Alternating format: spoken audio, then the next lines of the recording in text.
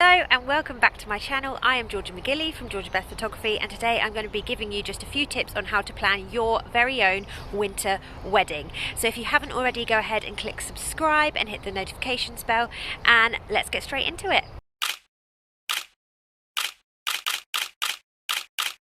So my first tip is something you'll probably already know but you might not have taken into consideration, and that is that the days are much shorter during the winter months. So whereas in the summer, if you're having a wedding, you might be able to get away with a 3 o'clock or 4 o'clock in the afternoon ceremony. In the winter, you're not going to be able to do that if you're wanting some pretty photos in the daylight. So I recommend that you go ahead and book your ceremony maybe at 11 or 12, and then that means that you've got plenty of time to go ahead and have your portraits and your family photos and all of those while there's still loads of daylight left. This can also be to your advantage because you can research when the sun sets at that certain time of the month, and then you could book your ceremony so that when you come out for your portrait, that it's actually at what we call as photographers golden hour, which is the kind of hour or so before sunset where you've got that really lovely hazy golden light, and it really does give some beautiful photos. So if you're planning to have a winter wedding, go ahead and book your ceremony so that it is a couple of hours before sunset, so that when you come out you've got plenty of time to still catch some daylight photos, but then also your couple photos can be right at that beautiful sunset moment.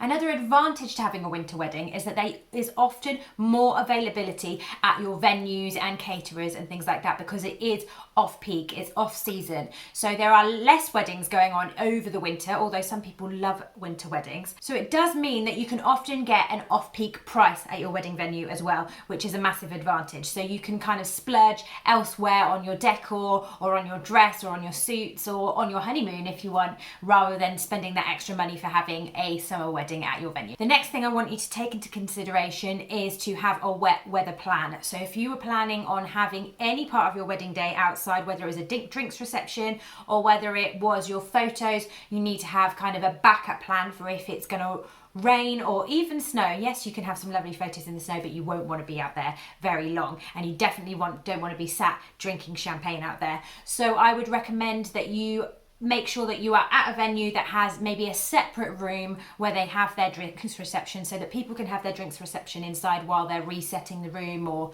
doing whatever they need to do in the room that you're going to go and have your wedding breakfast in. And then also, if you're wanting photos, find somewhere that has some nice either outdoor shelter, or find a really pretty place that you can go away and have some photos taken without it being where all the other guests are. My other tip is just to take advantage of those shorter days. When you do have the shorter days, it does mean that you get kind of dark at like 4 o'clock. So take advantage of that. Give it that more ambient feel, that darker days, cozy feel. Have loads of candles or have loads of fairy lights or something, so that it makes it kind of more ethereal. It's a very different feel to a summer wedding.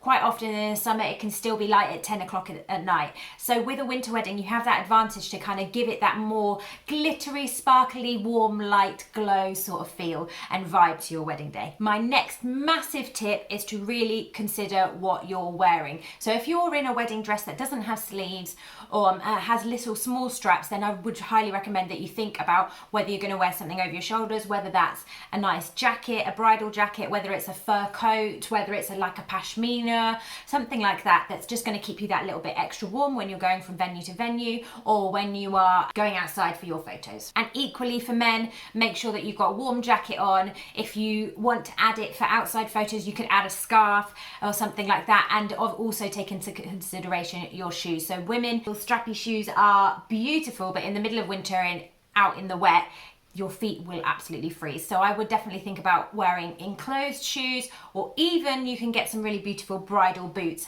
And there is an option to be able to, if you're inside during your ceremony and you want a specific pair of shoes for when you're walking down the aisle, you could have your kind of strappy, glitzy heels, and then you could change into something slightly more practical but still beautiful that complements your dress. Another thing that people love doing during winter weddings is actually taking advantage of Christmas.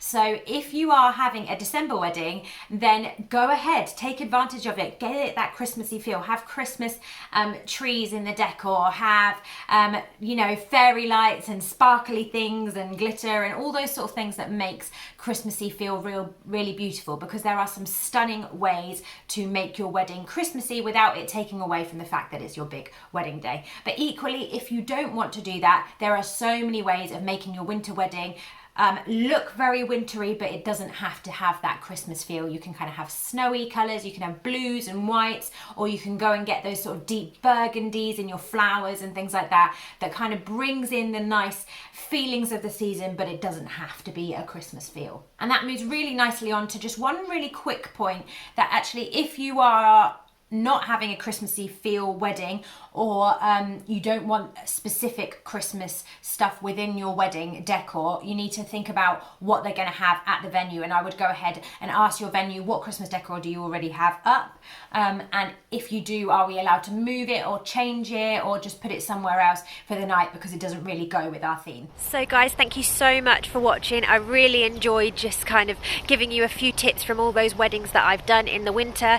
Again, don't forget, you can take advantage of the season, use Christmas as an excuse to just get all sparkly and Christmassy, and just have loads of fun at your winter wedding. Let me know in the comments below if you are having a winter wedding, and then also pop me a comment if you're interested in grabbing me to be your photographer for your special day. I'll see you guys really soon. I'm always cheering you on.